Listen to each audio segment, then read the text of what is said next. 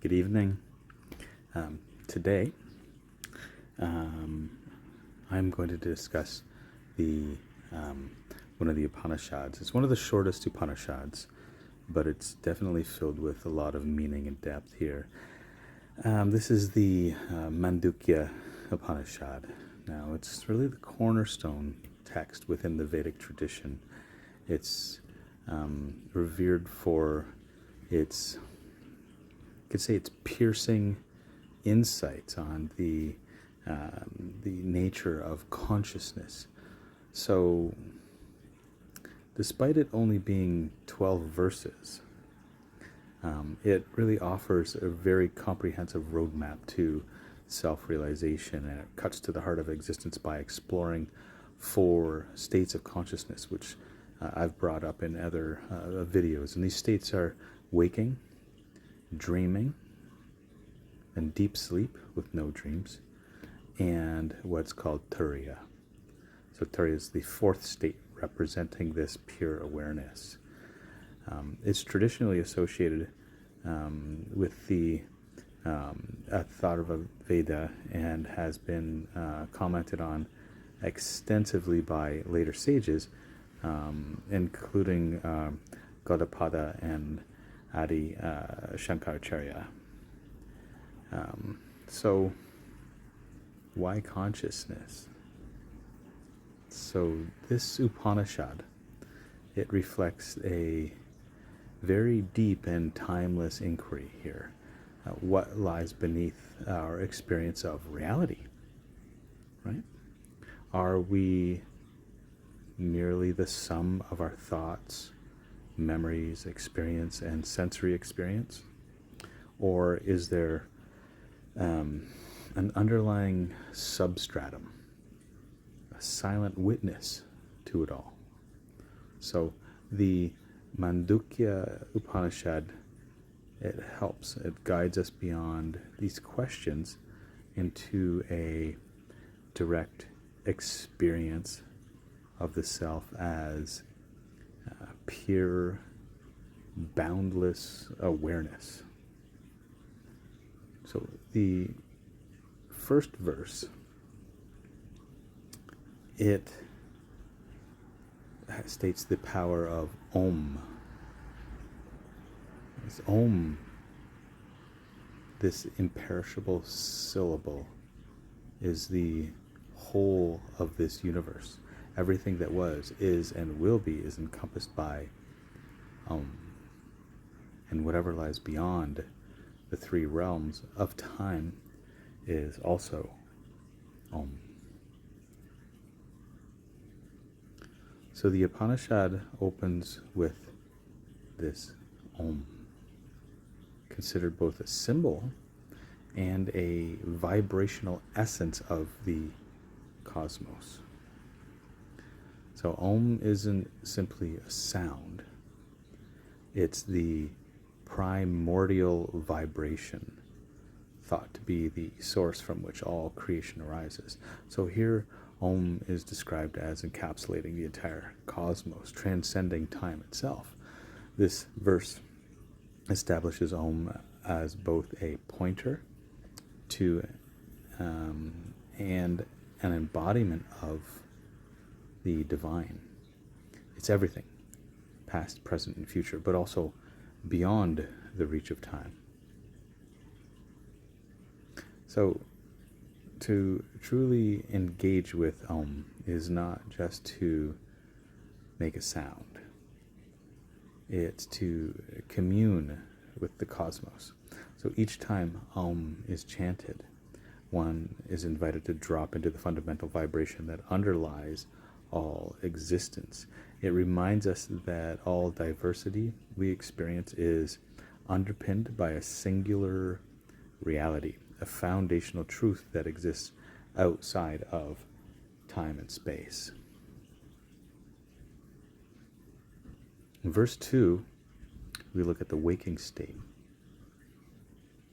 So there are 4 states of consciousness. The first is the waking state, where awareness is turned outward, experiencing the external world. So The first state described is the waking state. This is where our awareness is directed outward, engaging with the external world through our senses, our sense organs. It's the state in which we perform all of our daily activities, right? We know what this is, our waking state. And it's often the default state in which we identify with our ego, personality, and our physical body. So in this state, consciousness is scattered. It's directed outward toward objects and phenomena. And the Upanishad teaches that although we may spend much of our life here, it's only one dimension of consciousness. So the waking state is a surface layer. And if we cling to it as our only reality, we miss the vast inner realms that are lying beneath. So this verse encourages us to recognize that what we perceive in our waking life is just one layer. It's like identifying with the waves on the surface of the ocean, unaware of the deep waters below. So realizing this helps create distance from the ego and opens us to the subtler layers of consciousness within. In verse 3, we look at the dream state. So the second state here is the dream state, where awareness is turned inward, experiencing subtle objects and images. So in this second state, where consciousness is turned inward, we engage with the mind's own creations. We experience the subtle forms and images of the inner world, our dreams, emotions, memories, our ideas. And here consciousness reveals its capacity to construct entire worlds that feel real, yet they're really self-generated and oftentimes very symbolic. So dreams demonstrate the mind's creative power and the subjectivity of experience. So in this state, the physical body is resting, but the mind's active, reminding us that there's more reality than we perceive with our physical senses. So this state is an invitation to contemplate the illusory nature of our experience and question what is actually real. So the dream state asks us to examine how much of our waking life may also be subjective or illusory, right? If the mind can create convincing realities in sleep, might it also shape our perceptions during our waking life? So this state is a bridge between the outer and the inner realms. It's a subtle prompt to seek what lies beyond the mind's constructs. So when we look at the fourth verse here, we're looking at the deep sleep state. This is sleep with no dreams, or some people call it sleep blankness. So this is the third state, this deep sleep, prajna. So there's neither a desire for any object or any dream. Right? The sleeper becomes one with undifferentiated consciousness and experiences bliss. So here the Upanishad introduces this third state, or this deep sleep. And in this state, consciousness is neither outwardly directed, as in the waking state, and it's not inwardly directed or engaged with mental images, as in the dreaming state, but instead, it's in a condition of pure potential, without specific content or activity. So there's no awareness of individuality here, only a unified, undivided consciousness that is devoid of thoughts and distinctions. So in deep sleep, the mind is silent, and the self, though it's without awareness itself, it experiences this profound rest and bliss. So this hints at the inherent peace of the self. It's a state of unity that's unperturbed by externalities. So this bliss, it's not lasting in itself. Because when we awake, the individual returns to the dualities of waking life, right? Nevertheless, though, this deep sleep state serves as a reminder of our essential nature as this peace, unity, equanimity, calm, bliss, ananda. So the fourth state here is very interesting, and this is turiya. Turiya literally means fourth. It's not inwardly cognitive, and it's not outwardly cognitive, nor is it both. It's beyond the senses and is characterized by pure consciousness. It is calm, blissful, and non-dual. So this fourth state, turiya, it transcends the previous three states. While the waking, dream, and deep sleep states are conditioned by different forms of awareness and content, turiya represents pure, unconditioned consciousness. So this state isn't engaged with objects, whether external or internal, nor is it a void like deep sleep. Rather, it is a self-aware state of boundless unity, a formless state and witness to all experiences.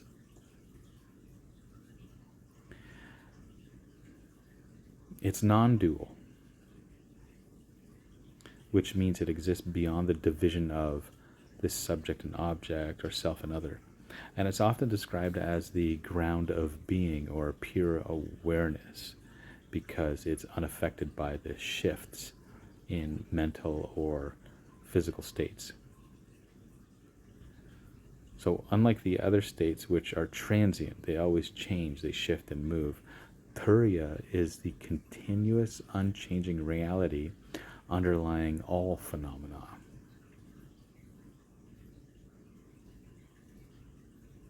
In verse 6 here, we look at Om as the three states and turiya. The verse is, the Om is the self. The parts of Om correspond to the waking, dream, and deep sleep states, while the silence following Om represents turiya. So the Upanishad here, it now brings Om into focus, linking it directly to the four states of consciousness. So each component of Om, this A, U, and M, when we say Om, we start with the mouth open, Om. It corresponds to one of the three states.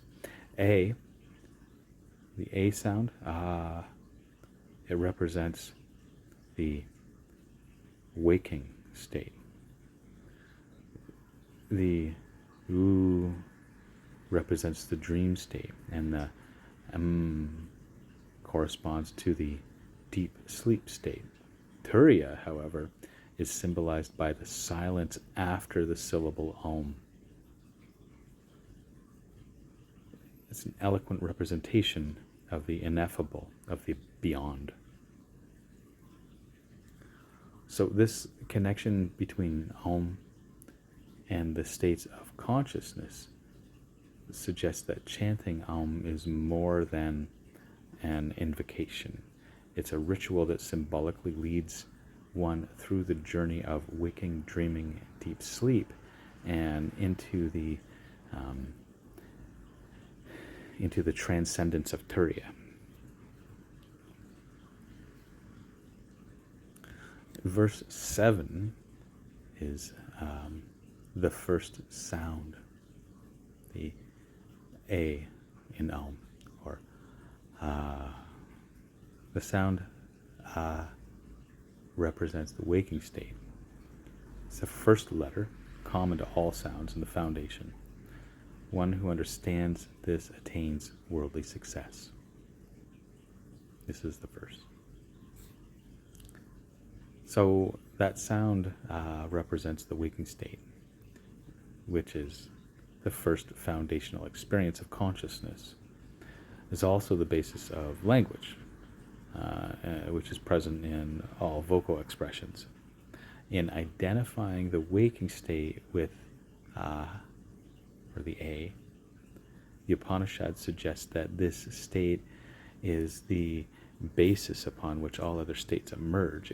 It grounds us in reality, but also reflects our outward orientation toward the world. And by meditating on the we deepen our understanding of the waking state and begin to see it as one expression of the self, not the entirety. So this realization offers success in the world, in the worldly sense, by grounding us in the awareness that we are more than just our physical experiences. So verse 8 is the second sound, the U, the U, A-U-M, U. And this verse goes, the sound U represents the dream state. It is an intermediate sound connecting the waking and the deep sleep states. Those who understand this deepen their knowledge and wisdom. So the sound U represents the dream state, bridging waking and deep sleep. It's an intermediate state embodying the fluidity of consciousness as it moves between the outer and inner worlds. So this state is connected with creativity and introspection. It's where the mind creates its own images, symbols, and its meanings. So in understanding this the middle state here, we deepen our capacity for insight, wisdom, and this inner exploration. So the mind's capacity to transcend physical limitations in dreams reflects our potential to transcend mental limitations through meditation and introspection. Verse 9 is the third sound, the So the sound represents the deep sleep state, where all experiences dissolve into unmanifest potential. Those who realize this sound attain integration of mind, body, and spirit. So the final sound, corresponds to that deep sleep state. It's a state where distinctions dissolve and consequences emerge, and consciousness exists in an unmanifest form. This marks the point of absorption, where outward and inner distinctions fade and consciousness returns to a full state of unity. So understanding this brings about mental and spiritual integration. It's a unifying awareness that aligns all aspects of the self. So the profound rest experienced in deep sleep is a hint of the unity experienced in Turiya. It's an undisturbed stillness beyond the waking and dreaming worlds. So verse 10 here is the silence after Om, Turiya.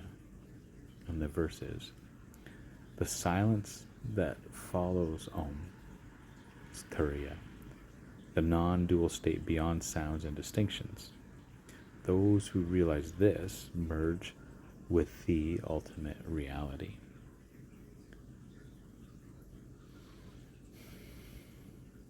So the silence following Om is the Turiya, the non-dual state.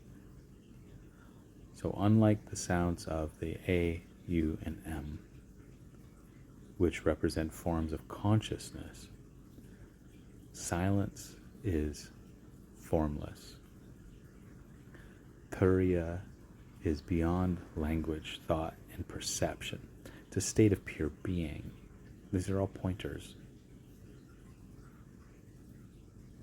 So to realize Turiya is to transcend the mind and enter into union with the essence of the cosmos, and in essence, with the essence of the infinite beyond the cosmos. So in silence, there's a natural absorption into the present moment. It's a dissolution of the personal ego into this universal or cosmic awareness. And silence represents the infinite space in which all experiences arise and subside.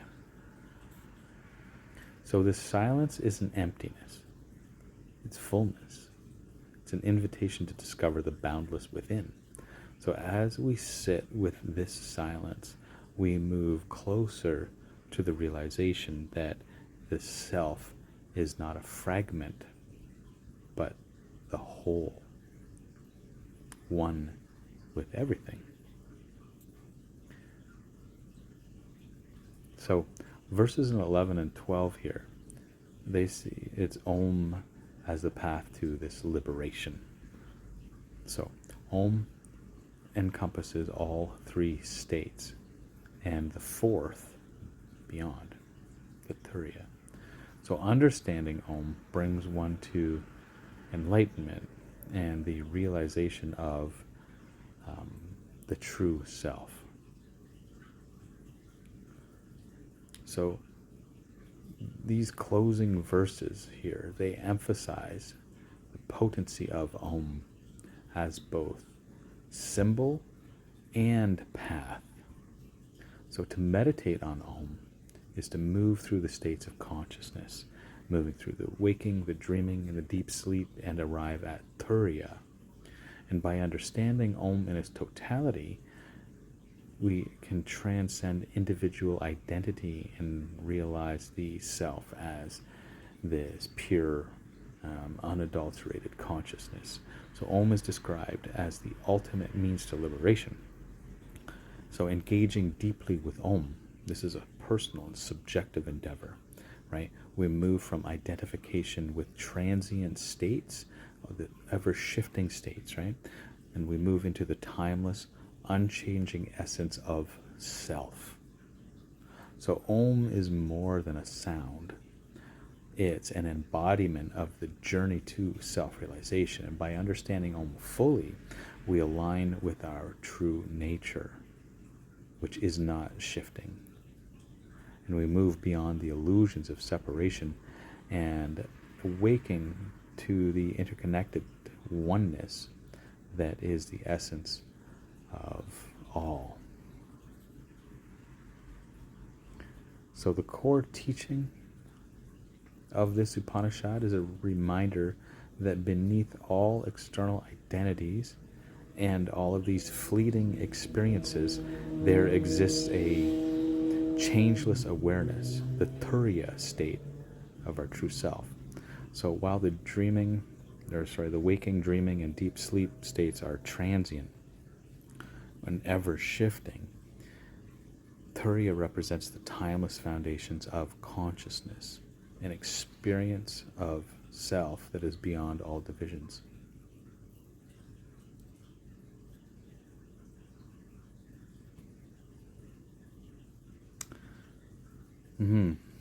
It's a lot to take in. So one thing I think is really great is looking at these notions of Turiya,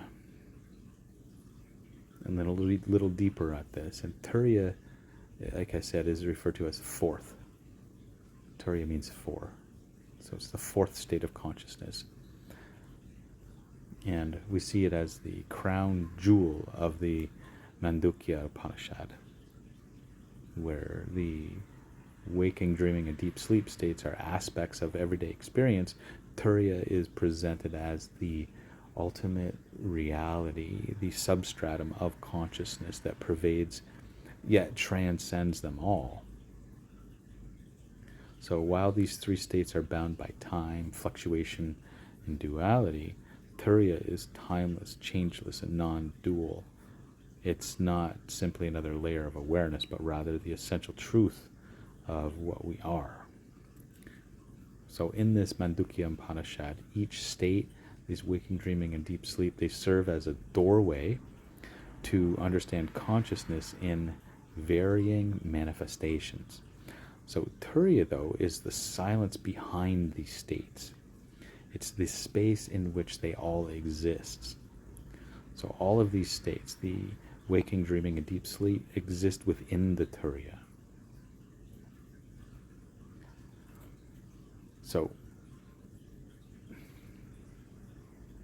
yeah, we can get into this a little more here. So Turiya, you can see the foundation beyond the three states. So with the Upanishad here, it meticulously describes the first three states to create a contrast against which Turiya can be understood here, right? So the waking state, this Jagrat, with its focus on external objects, it aligns us with the world of multiplicity and with the senses, right? So the dreaming state, this Svapna, it turns our awareness inward, revealing the power of the mind to create its own reality, even if it's fleeting. So in the deep sleep state, this Sushupti, it brings an experience of formlessness, a kind of unity in which dualities disappear, right? We can reflect upon the deep sleep state after we wake, and we can look back upon it. This is how we know that it's something, that consciousness is still present. If consciousness was not present, we wouldn't be able to point back to it. So none of these states, though, represent the self in its entirety. So Turiya, though, is the consciousness that illuminates all these states without being bound to any of them. So it's a continuous presence. It's this unchanging awareness that stands as the witness of all experience. The Mandukya Upanishad, it describes Turiya not as an absence, but as the very ground of being, a state beyond dualities of subject and object, observer and observed. It's not accessible through the senses or the intellect, but through direct experience and this self-realization. So one avenue here that explains really well is Advaita Vedanta. So in Advaita Vedanta, Turiya is considered the essence of non-duality. So while the other states deal with duality, where there is a subject experience and an object, Turiya transcends this split. It's an awareness that is self-luminous, needing no external validation or perception to exist. This is why Turiya is often spoken of as the witness or the silent observer. It's the awareness that is always present, no matter what the mind, body, or ego might be experiencing. So this notion of a non-dual state of awareness, it challenges conventional perspectives here, right? We have to recognize this. And in our daily lives, we tend to see ourselves as separate individuals moving through a world of distinct objects and other individuals. So Turiya shatters this perception by pointing to an underlying unity. It suggests that separation is an illusion, an overlay on top of a single unified consciousness.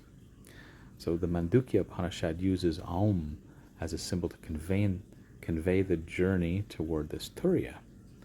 Each sound, this A-U-M, right? It corresponds to the waking, dreaming, and deep sleep states, respectively. So when chanted, these sounds blend seamlessly into one another, right? And ultimately ends in silence that symbolizes Turiya. So this silence, it's not a void or absence, but the fullness of pure consciousness itself. So the silence after Om embodies Turiya because it's beyond articulation, beyond thought, beyond dualities represented by sound. So chanting Om and resting in the silence that follows is a method of glimpsing Turiya. So as the practice subtly guides us to a state of quiet, undisturbed awareness here, this silence holds within it all sound and all meaning, just as Turiya holds within it all states of consciousness without being limited by them. So in Vedic philosophy, recognizing Turiya is synonymous with attaining liberation or moksha. So why is it synonymous with this? Because the realization of Turiya dissolves the identification with the body, mind, and ego, and it reveals an expansive, eternal self that is untouched by suffering, fear, or mortality. So in Turiya, the concepts of birth and death, they lose their meaning because there is no duality, right? There is no finite self to undergo those changes. What's left is an infinite presence, which is often described as Ananda or bliss. So this liberation, it's not something to be achieved as an external goal. And according to the Mandukya Upanishad, Turiya is already our fundamental nature. It's the journey to Turiya is actually a process of unlearning our misidentification with the other states. So by shedding these layers of identity, we come to realize that we are Turiya itself.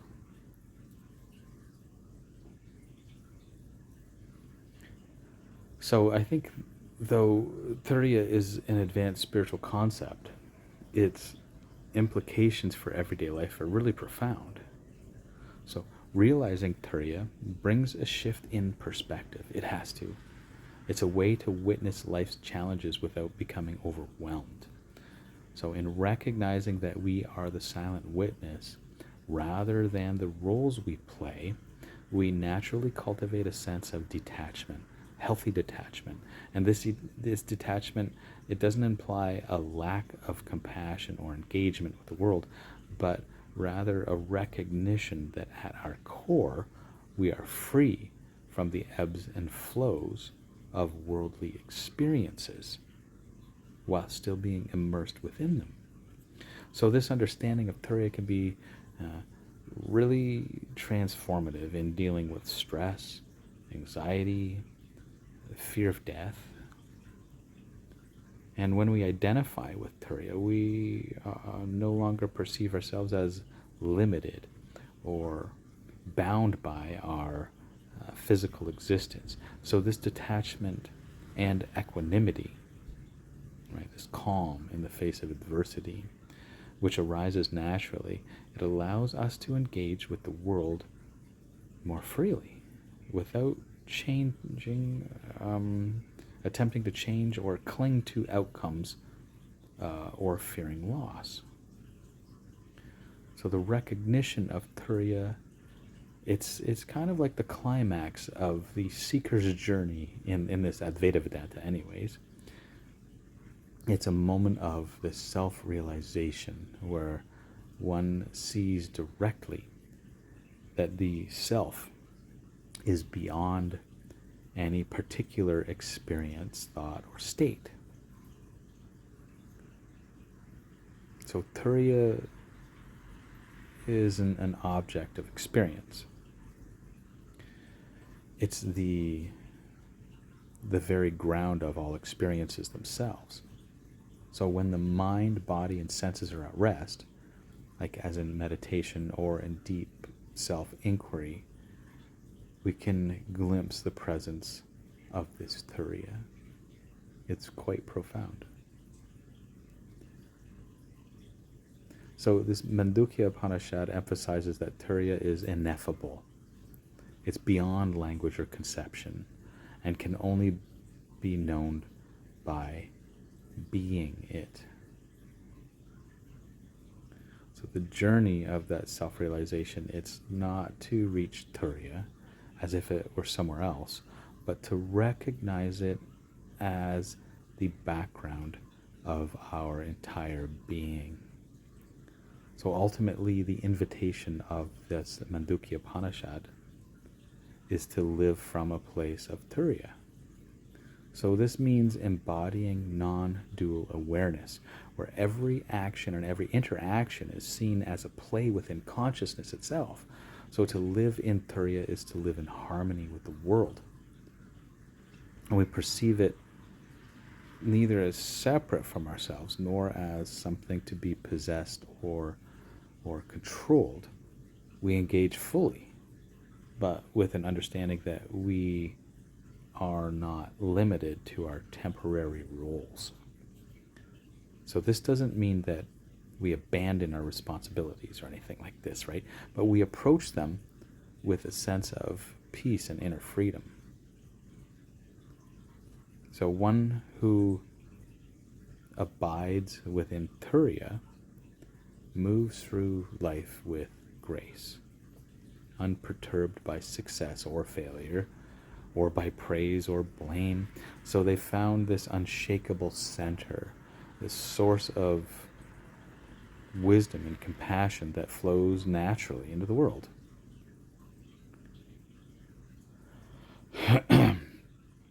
So understanding and realizing Turiya, it offers us the possibility of freedom in the deepest sense here. It's a freedom from the identification with the impermanent and to return to our timeless, boundless self. So the journey to Turiya it's not a journey outward, but an unveiling of what has always been present within. And in the silence of Turiya, we find our truest home, this unity, this bliss, this ananda that transcends the limitations of our ordinary experience. So this is the invitation of the Mandukya Upanishad, to realize that beneath all states, all identities, all experiences, there exists an unbroken consciousness, the Turiya. And this Turiya is none other than our own deepest self.